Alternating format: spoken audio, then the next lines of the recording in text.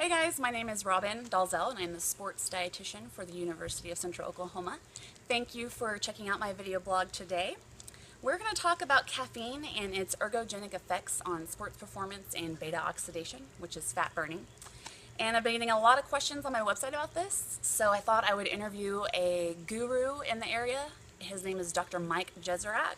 He is an avid athlete and a professional member of the American College of Sports Medicine.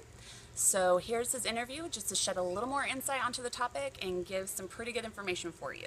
Enjoy. All right, today we have Dr. Mike Jezerak. We're going to be talking to him about caffeine and its ergogenic effects on sports performance. And Mike is an aficionado in sports nutrition and fitness, and so he knows a thing or two in his experience. So Mike, why don't you tell us about your personal use of caffeine and performance? Thank you. I'm generally very active. I will do weight training, running, and cycling is my big three that I do. I do it very early in the morning, typically starting out at 4 a.m. or something along that line, so I can get the things in that I want to get in before work. So caffeine is obviously an advantage for those sorts of things, but I found that there were a lot more things that came along with it as well. First, just making it wake you up, it is known to be an ergogenic aid. It will increase the time to exhaustion to, sometimes 14-18%. And it also helps, and the embarrassing thing that runners often have is when the colder runners trots, and that kind of helps you bowel motility in the morning as well. So it's a great pickup on that. So relatively safe when the doses are good. I typically dose in about the 140 milligram range. Studies have done dosages as high as 700 to 800 milligrams, and all those performance effects, time to duration, seems to have been confirmed. Some of the concerns were as a diuretic, but those aren't terribly substantiated, particularly if you're taking in fluids adequately. So I find it a very beneficial type of thing. Very good. Do you use it for any other reasoning, such as beta oxidation? Well, if you look at the different studies on that, the answer to that is yes.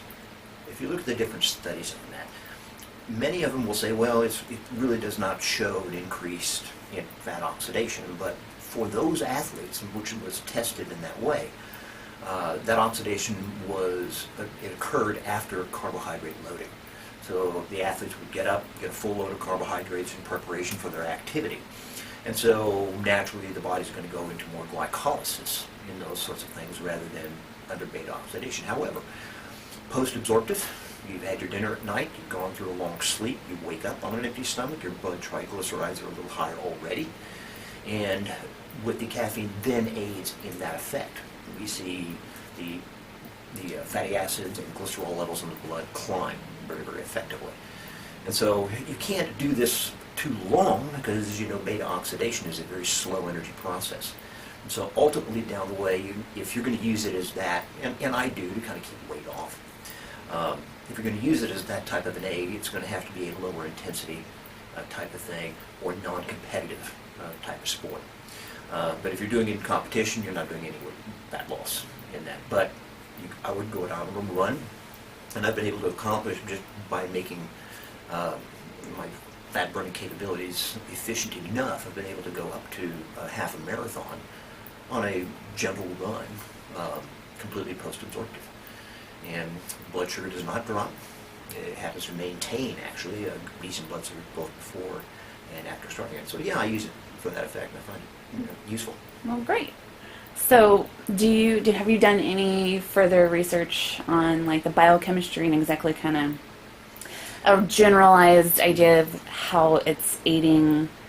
Well, of course, it acts on raising catecholamine levels. Catecholamine levels, adrenaline, squeezing little things on the top of your kidneys, it starts popping these things through, and it has all these very complicated downstream effects, which ultimately revs up, the oxidation cycle in fat burning. There is detail within that, and it's something that could leak out of your ears very, very quickly because it's so complicated. But it's certainly out there and available, but that's the effect. It's the catecholamines. net result Gotcha. from its stimulation.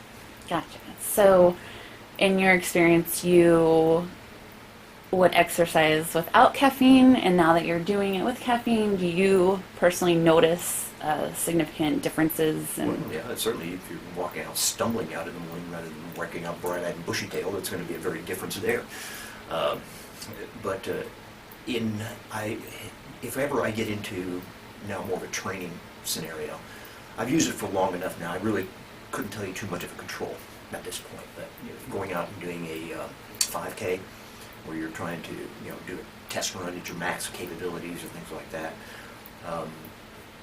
Again, having a long time of not using it as a control can give you anything but that personal experience, N=1 sampling representation, which of course in science is one of the worst types of evidence that there is. So I'll just leave it at that. Okay. Well, for someone who is deciding to try this, what would you say is like the minimum dosage that they should start out with? First, take about 2 weeks without any at all. The habituation will kill you. Once it is in your system at a more chronic level, your system will adjust downward, and you don't want that. So to make it effective, first you have to get off of it entirely. And then start with lighter doses, maybe 80 to 100 milligrams to begin to see the effect. You start feeling some more heart palpitations, things of that line. You're overdoing it a little. You want it to be a boost. You don't want it to knock you out. So if you're starting to pick up shakes and these sorts of things, where having jazzed up on way too much caffeine, then it's time to back in. So I'd start low. The 80 to 100 milligram range would probably be for an average weight individual would be about right. That's actually, those are fairly small doses compared to coffees and things like that people get routinely. But again, the dehabituation of it is what gives its punch when you finally do use it as an aid on that. So I'd probably start right there. Okay. And do you suggest getting like the coffee shots or caffeine pills or a strong brewed coffee with a certain type of bean? Well, strong brewed coffee, of course, has other benefits in there that are side things that come into coffee that have been found to be beneficial.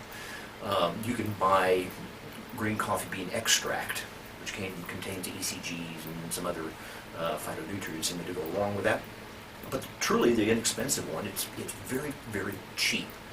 You can buy a bottle of 100 or 200 milligram tablets. 100 of them in the bottle will cost you less than $10. $5 to $6, $8, sometimes like that. It's available in very high purity. And if you have a tablet, you can then get a pill splitter and you can cut your dosage. Fun thing that I use, there's a product that was put out some years I discovered up north and finally came down. They're little shots of kind of strengthened coffee. And that provides somewhere around 40 milligrams. So if you like to give yourself a little bit of flavor enhancement to go along with that, those are kind of fun. But really, the cheapest one is just get a $5 or $6 bottle of 100 tablets, 200 milligrams a piece, and it'll last you 6 months. Gotcha. Well, fair enough. So it's safe to say, with all your experience and research, that caffeine does actually work on performance enhancement in beta oxidation. I'm not the only one that says it. There seems to be a lot of agreement among them. Yeah. All right. Well, there you have it, folks, from Dr. Mike Jezerak himself. Fact: caffeine does help in ergogenic aids. Thank you. Thank you. Well, there you have it, guys. Fact: caffeine does help in sports performance as an ergogenic aid and in fat burning. So if you had any more questions, just feel free to email me on my website, and thank you for watching my video blog today. Go Broncos!